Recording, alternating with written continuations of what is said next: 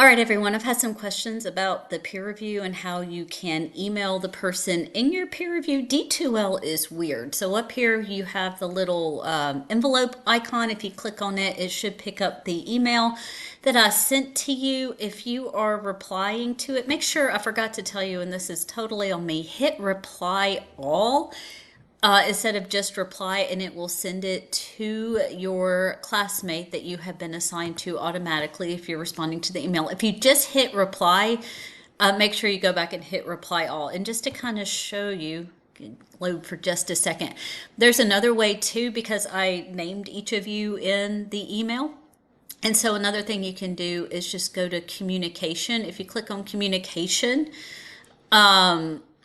and then click on class list, then it will pull up a list of the class, and then you can click on your partner's name and also send them your essay that way. So because when you click on it, it will bring up automatically the mailbox, so that way they can send it to you. And I would click on this to show it to you, but because of privacy things, I can't post this if I show everyone who's in the class. So let me actually see if I can go back and do it through development, just as an example.